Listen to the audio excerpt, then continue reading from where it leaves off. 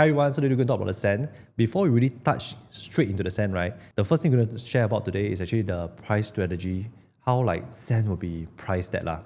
SEN is in District 21, so just a small introduction. SEN in District 21 is surrounded by a lot of other developments. The newer ones probably will be Verdale, which is a 5-story max kind of development. So this one we count as low rise.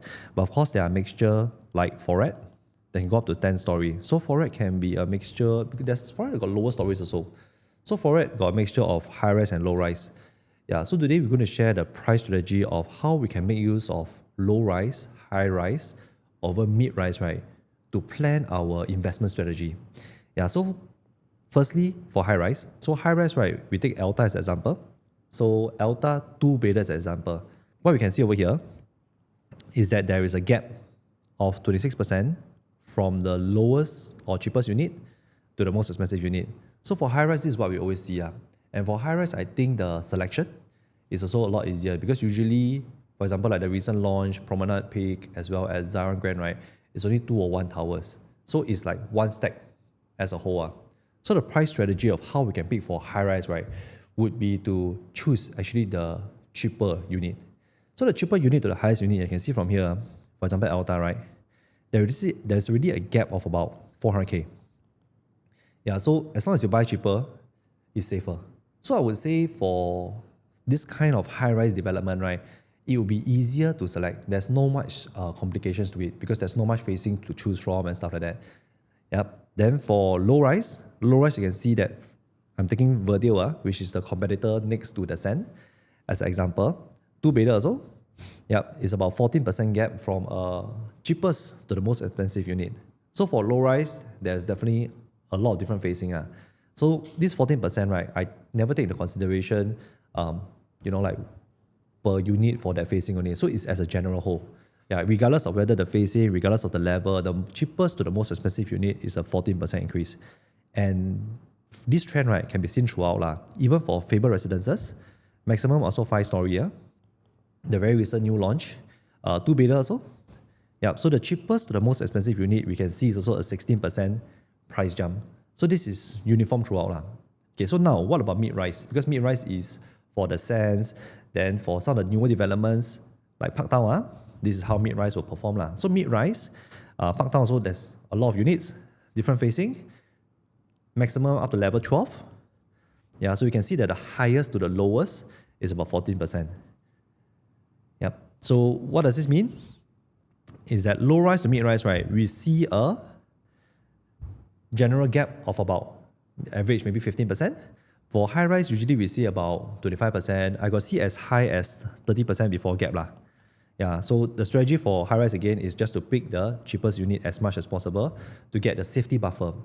Which we have seen quite often, the lower floors, usually the profit margin is higher compared to the higher floor one. So for low-rise to mid-rise, if the gap is 15%, is there any advantages for mid-rise or is it more advantageous for low-rise? So from this, right, personally, I feel there might be more advantage for mid-rise development if let's say the gap is the same as low-rise. So why do I say so? Is this so assuming low-rise development. Low-rise development, that stack itself, not the overall, because facing will still have different loading. That means some facing will be more expensive, but just the stack itself, assuming there's a 10% overall jump from the lowest floor to the highest floor, then assuming it's 5-story. 5-story. So if let's say 5-story, right, I divide, right, that means per floor jump on average about 2.5%. So this is what we see at or saw at Faber residences. So it's a 2.5% jump per level. But let's say, for example, if a unit has 10-story, let's say the whole stack also a 10% jump, then per floor level, right, it's probably about a 1% jump only. So for this case, what I'm trying to share is that for mid-rise, there might be a chance for you to just buy a better facing or better level unit, then the jump might be even smaller than the low-rise one. Investment strategy for mid-rise, right, would actually to go for probably a better facing and a higher floor if the price point makes sense and if the jump is smaller. So if there's two kinds of loading, when we talk about loading, right, is that the price increment or where the developer increase the price for this kind of development. So for mid-rise, right, there could be two kinds. they either look at the level, means per floor jump can be higher, or they look at the facing. Yeah, means let's say for example the pool facing or even the road facing, right? The pool facing might be even more expensive. Yeah, so the price strategy also might change on the day itself because there's a lot of different facing to choose from for this kind of developments. So just example, so if let's say for example high floor, if they look on per level, so per level jump, instead of 1%, example they increase to 2% or even 1.5%, yeah, which is higher than the norm per floor jump. Then for example, if let's say the pool facing compared to the road facing, then the pool facing, the loading here is very, very minimum. Then what I'll do, I will actually pick the pool facing, but a low floor. That means a low floor unit over here. Yeah, but let's say for example, if reverse, now the facing is the one that's being loaded. So what it means is that the pool facing is more expensive. Yeah, then the road facing is actually cheaper, but the per floor jump is lesser. For example, 1% or even 0.8%. Yeah, so my strategy is change. My strategy, right, I will go for a high floor and I might go for road facing. Yeah, so this is how a mid-rise development there, right? There might be different combinations for you to choose from, but at the end of the day, it must make sense. Of course, there could be other combinations also. If we face in a scenario on the booking day, because it depends on ballot number, right? They have an option to choose, let's say, a high floor road facing and a low floor pool facing at the same price. They'll be stuck in the dilemma, like say, which one should I choose? Yeah, so at the end of the day, there are other factors to decide. For example, the road, what kind of road we are facing. Is it a main road? Is it a small road? Or even the layout also. So all this plays a part on the booking day itself. Yeah, so if you're lost and you're not sure what to do, you can always let me know. On the booking day itself, we also can share with you, say, how you can actually choose based on the price point and your queue number on how we can actually choose a better facing or a better investment price point unit on the day itself. Okay, so this is starting from for cents. I can say maybe the starting from on average, maybe I can take it as 2200 PSF, 2200 PSF. So based on what we know, right, let's say we give it a 16% increment, 16% increment, right? Yeah, so it'll be 2,550 PSF. So based on this price point, right, is it safe to enter into the cents? Then we must look at our competition. Who's our competitors? Mainly, I would say is Verdale. Yeah, Verdale is a 99 years lease. Yeah, quite newly TOP'd. Then also, of course, there's Foret. Foret is a freehold. Yeah. So Verdale and Foret, these two are non-harmonized. So cents, right? The cents, this one is harmonized. So price range for the cent once again is 2,200. Probably will end up at about average about 2,550 kind of a PSF. Verdale right now, how much they're selling for? They're selling at about the highest 2,001 PSF.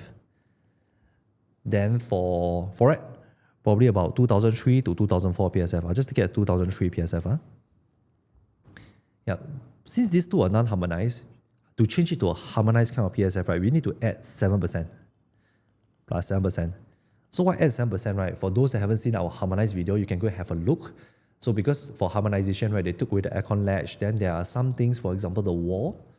The wall, instead of the measurement can be external or internal, they take the centralized of the wall already. So harmonization meaning they count the PSF based on the usable space. So if they count a smaller space, right, usually the PSF will be higher. So with this, right, for non-harmonized project, right, we will have to add a 7%, a 5 to 7%, basically to change it to a harmonized project. But of course, this is an estimate, but usually it's a good estimate.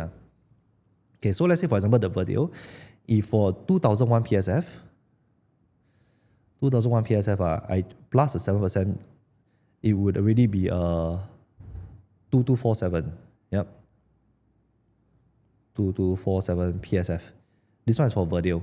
Then for Foret, if let's say it's a 2003 PSF, I add a 7%, this would already be a 2461 PSF. Okay, so this will be the price point for this wheel of Verdale at 2248 PSF. If I convert it to harmonized, Foret will be at 2461 PSF if I convert it to harmonized kind of PSF. So what it means is that, let's say, for example, if I were to choose the cents, what would my consideration, right, to really think whether I should go inside for pure investment purpose, I would probably think I would end off at about 2,400 kind of PSF. Yeah, maybe stretch about 2,450 PSF lah. Yeah. So this is probably where I would actually end up if I were to buy for investment. I wouldn't go beyond if I'm looking for investment. When I talk about investment, meaning I want to be able to sell my place within a shorter period of time. It could be, let's say I'm looking at the time horizon of after the SSD end, 4 years later, or it could be like 5 to 6 years kind of timeline that I'm looking at. Anything above this price point, right, I would say that you still can get, but it'll be a longer horizon. So why I say still can get? Because if let's say we go even up to 2,550 PSF, it's still very safe because for SENS, it's a RCR project. RCR means is the rest of central region, meaning it's closer to the core central region. In 2026, we're going to see a few of the OCR projects that will easily hit about 2,007 PSF already, or even maybe 2,800 PSF already. And these are the projects that's going to be launched in 2026. So if the SENS today, I can get at 2,550 kind of PSF, which might be the highest possible PSF here, is still relatively safe compared to the whole of Singapore when the OCR will be launched even higher. The only concern is that the surrounding projects because their PSF is a little bit lower, so it might take a while to actually to move on. So anything higher than that, as long as I like the place and it's ideal for my family to stay, I might really consider to just buy it, hold it, then in the future then I sell it. Yeah, so it really depends on your strategy and how you want to use the SENS, either for your family needs or for pure investment. Okay, so let's step into the introduction about the SENS before we talk about the layout. So the SENS is actually in District 21. As mentioned, it's an RCR project. There are 347 units. The TOP date will actually be in 2029. Then the developer is Sustain Land. So there are 1 bedroom all the way to 4 bedrooms. So for the 1 bedroom, there are only 10 units. So for those looking for rental investment, you only have these 10 units to choose from. Okay, then these are some of the amenities of the surrounding. For example, the rail corridor, then the schools nearby. So all this, I'll just stop right here. Then you can pause the video, have a look. Alternatively, if you want, I can also send you the brochure of all these details. Yeah, so these are the artist impression, or how is it going to be like for the SENS, which I think is very nice. Yep, so the SENS total consists of 5 blocks. You are either getting a north-facing, south-facing, or inward-facing. So this is the layout for the SENS. Then for the north-facing, what are you going to face? You're going to face the Bukit Batok Reserve. For the south-facing, you're going to face another future development. Yeah, so this one is another plot of land that will be residential in the future. Okay, so there are facilities on both level 1 as well as level 2. So this is for the level 1 one. So you have your tennis court, you have a pool area. So then for level 2, you have your lap pool. Yeah, so again, let's say for example, if you want to find out more about the facilities, you can let me know. I can always send you the PDF for you to read through the e-brochure. Okay, again, there are 5 blocks. So you can see like block 224 and 226. They consist of mainly the bigger bedroom types. Okay, so moving on to the floor plan for the 1-bedder. So for 1-bedder, there's only one stack here, which is at block 228. Yep, so there's only 10 units. So something interesting about this 1-bedder is that very seldom we see a 1-bedder, right, that actually have windows in both the kitchen as well as the master bedroom. So what it means is that you can actually have the option. Let's say, for example, if you want to buy this for own stay, which there's a small chance that people buy for own stay, you can actually seal up this part over here, right? And you can actually make it into an enclosed kitchen because you actually have a window over here. Yeah, which is very nice. Yeah, and then also this one is a Jack and Jill. So that means you can have the option of closing up the place over here. Then if your guest comes in, right, you can actually use the toilet without heading to your master bedroom. So it also gives you some form of privacy. Yeah, so it's very nice. Okay, so rental here, how is it like? So rental here for Verdale, you saw the 1-bedder is about maybe on average about 3,002 per month kind of rental. So if let's say we take the SEN, if you get it at about 1 mil, probably what we're looking at is maybe an average of about 3.8% rental yield, which is not bad for a development that is RCR. But let's say, for example, you look for higher rental yield, honestly, I feel the core central region can get you even easily 4% and above kind of rental yield for the 1-bedder. Yeah, so it's decent, but I feel for rental, we can do better lah in terms of investment. So because of the condition over here, right, and because of the client profile over here, I won't recommend to buy this place for rental investment, but I will recommend to buy this place for own stay, because we do see people buying here, right, to upgrade to this location over here for own stay purpose. So again, like my previous videos, we need to cater for the demand for that location. If this place over here, the demand, right, is for own stay, right, the focus here that we should focus on when we buy this development over here, right, is to keep thinking like how we should exit and give these future buyers what they want, which is for own stay. So the next few floor plans I'm going to go through is all going to talk about own stay. So for the two-bedder has very interesting layout. We have B1, B2, as well as B3. Of course, there's another one which is B4, which is 2 plus study. But we talk about the one that is without the study first. So basically, there is 2 bed, 2 bath here. There's no 2 bed, 1 bath here. So for B1, it is all outward facing. Then for B2, is all inward facing. And for B3, is all inward, is all inward facing as well.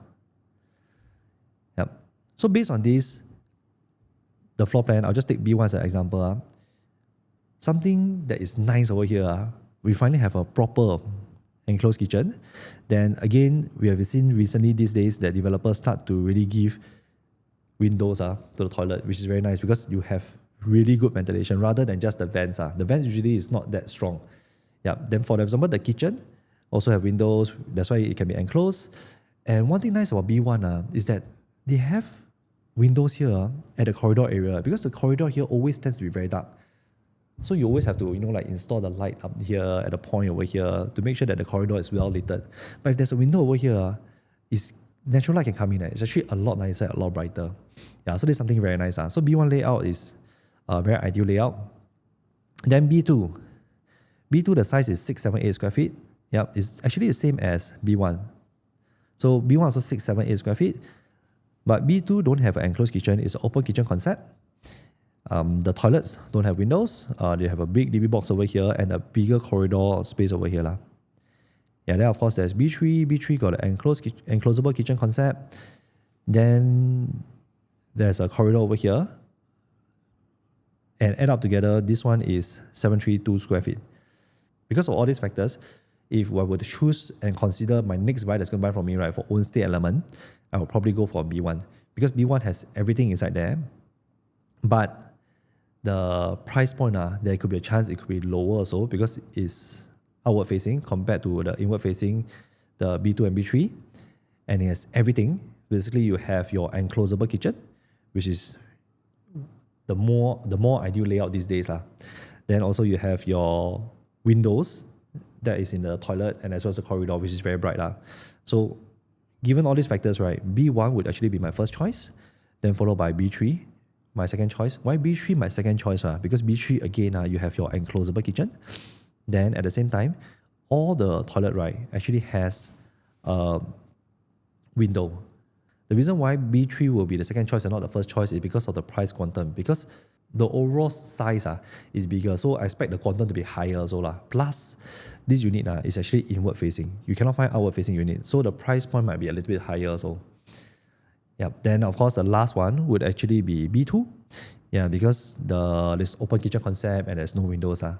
So if I take SEN to compare to Verdeo, because I think Verdeo will be the direct competitor, I take Verdeo, which I feel the best layout for 2 bed 2 bath is this, because this one has a possibility to enclose the kitchen also, because the kitchen is stuck at one side. The other Verdeo's 2-bedder layout will be the open kitchen concept also. So I think for this, the SEN I feel has a bit of a superior or more superior layout, because the toilet all has windows where Verdeo's doesn't have. Then the kitchen also doesn't have a window.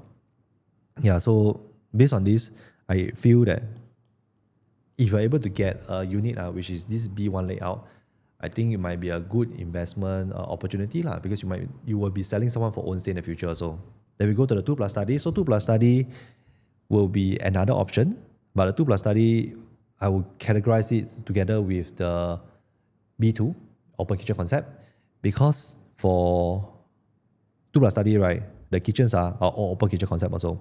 So the difference between this one, which is B4 and B4A, right, is actually the slightly different layout in front of the kitchen only.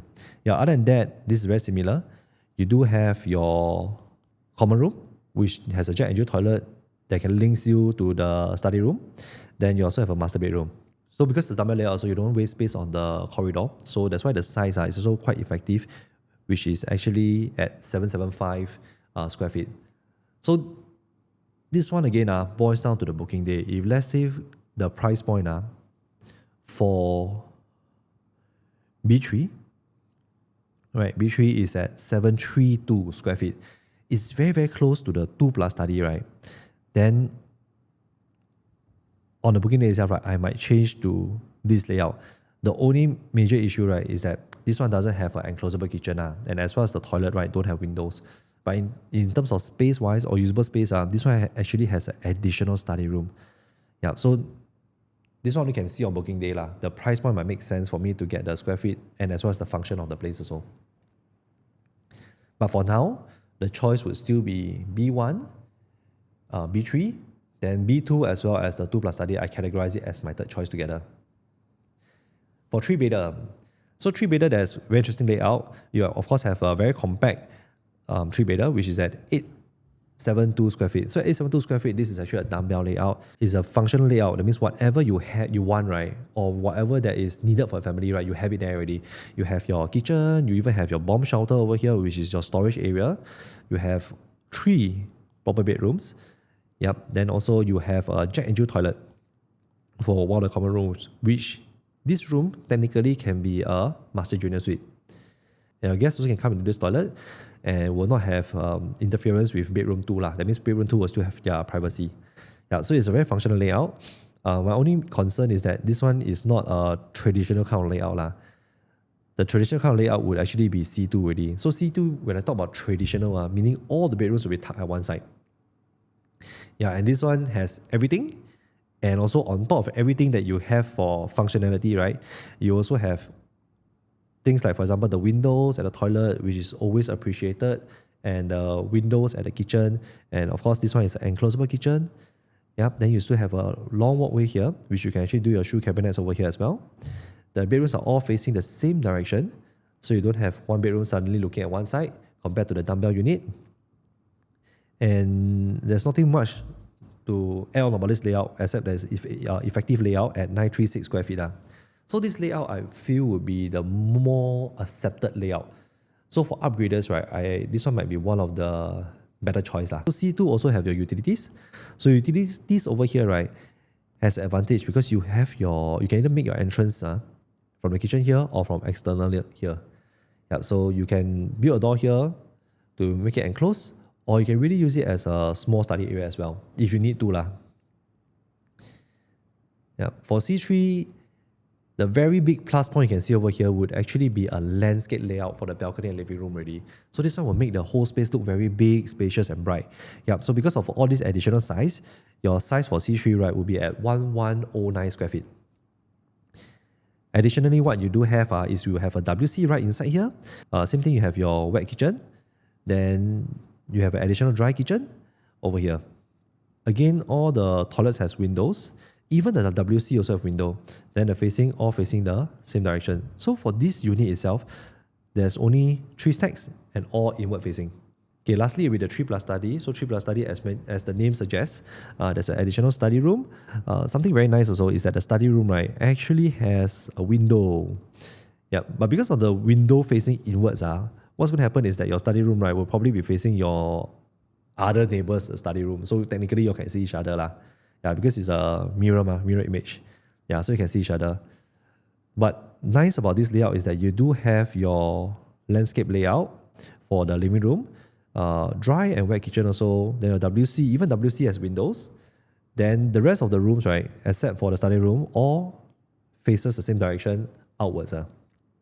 Yeah, so the master bedroom corridor area also have a little bit of small window. Then there's some small additional like highlights over here, like the corridor also has some small windows. So this development, I think something additionally nice is that the corridor, they got sort of like help to make it look brighter. Yeah, so all these are the small additional things. So 3+ study for the master bedroom, you do have sort of like a walk-in wardrobe area already. So if I were to select, right, for investment purpose, so all my selection is based on pure investment now. But of course, own stay element, there are a lot of factors that you might want to consider, like how the place fits your family needs. But now I'm just talking about investment purpose. So for investment purpose, I would likely go for C2. C2 might be my number one choice. Why C2 might be my number one choice is because of affordability. Because at 936 square feet, the quantum might not be so high. I think it's more acceptable for the families that are upgrading in this area. So why not go for C1 layout, right, which is at 872 square feet, right? If I'm talking about quantum, right, it's because of the functionality. Basically, the kitchen might not be as functional as C2 because it's an open kitchen concept. At the same time, the toilet does not have windows, except for this one, which is the guest toilet. The guest toilet has a small window at the side there. Yeah, so if we talk about full functionality, you have everything and everything is proper, right, then probably C2 will be my most ideal layout for both quantum as well as functionality. Yeah. My second option for investment purpose would probably be C1 already, then followed by C3, and finally C4. Okay, so why C4 will be the last choice? Because C4 might want to consider the next jump to a 4-bedder already. Yeah, so this is something to consider. Okay, so I'm going to bring back the video again to compare. So if I take the best layout that I feel is the best layout in the sense, would actually be C2. So C2, when I compare it to video, you can see that the layout is very, very similar. You have your kitchen, which is enclosable over here. You have your utilities over here, so which can be accessed from here. Then for video, something extra, you have additional WC. Even for all the toilets, for video also have windows. Then for the Sense, all have windows. So I would say that the layout is very, very similar. And then if you ask me in terms of advantage compared to video, right, may not be so strong. Yeah, but the good thing is that few years down the road, which is in 2029, when you get your keys, of course you'll be newer than video. So at that point of time, people might consider the Sense because it is newer.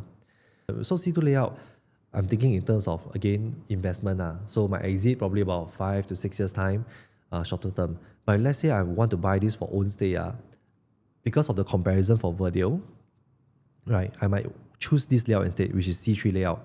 Why I'll choose C3 layout instead as my first choice if there's a own stay element as well as investment element, right, is because video don't have this landscape layout in the living room area. This landscape layout is going to make your space look very spacious. It's going to make it feel like very grand. So if someone buying for own stay, which is target audience will be, this one might impress them. The only issue is that because this one is at 1109 square feet, right? So in terms of quantum, it will definitely be higher. So it will take longer to sell. So the strategy for this will be for own stay and sell in the future. So finally, we come to the 4-bedder. So 4-bedder, there's only two kinds of layout, which is the 4-bedder, 4-bed plus study. So the 4-bed plus study, there's only D1 and D1A. What's the main difference? It's actually a small little difference actually at the corridor area only. Yeah, the corridor area, there's some small little difference. Yeah, other than that, all is the same. So I'll just take D1 layout as an example to run through a quick one. So same thing as the landscape layout.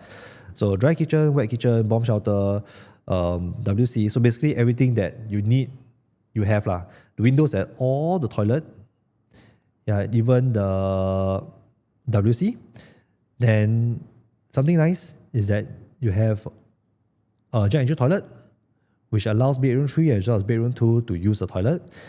Then you even have a junior master bath and junior master bedroom. Then of course you have your master bedroom. So the master bedroom itself, one thing nice is that you have his and her sink. You also have a walk-in wardrobe area. So basically very functional and very nice. So if we compare the video, I think there are pros and cons in these two. It really depends on the group of buyers, like what they're looking for. So what I'm trying to share is that, example, if let's say someone is looking for these 2 bedrooms, right, which is at the video, these 2 bedrooms to have their own toilet as well, then you'll be stuck because the common toilet is right outside. Whereas for the Sense, bedroom, these 2 bedrooms, which is the common room, they actually have a shared toilet, a giant toilet. Master Junior Suite or Junior Master Suite, they have in the video. This one also, the Sense, they do have it also. Yeah, which is the same. Then if let's say you, for master bedroom, Verdi one maybe not so grand because you can see that the walk-in wardrobe area might be a little bit smaller Then for the toilet, there's only one sink, so no his and her sink lah. So it's not as big or as grand as the SEN's. Yeah, so the SEN one is a lot nicer. You also have your walk-in wardrobe area. Yeah, then living room, landscape, very similar to the SEN. Now come to the pro or the advantage of Verdale. So Verdale, you can see over here, the kitchen actually is an open kitchen concept. Yep. So you also have the option to close it up. So why is this an advantage, right? Because it adds on the space to your living room area. So if let's say you're gathering with friends and family, this is actually very spacious place for you to really hang out. Whereas, right, the SEN, you can see that it's a proper wet kitchen, then at most a dry kitchen area. So the place for your friends together is really just the living room area and the balcony area only. Yeah, so this is the only place for you all together. So yep, so these two layouts have the pros and cons. So it depends on what the buyer like at the end of the day. Okay, so we come to the end of the video. So if you've liked what we shared so far and our whole analysis, remember to like, subscribe, and follow us on our YouTube channel. Then again, my name is Stevenson, and I'll see you again on our next video.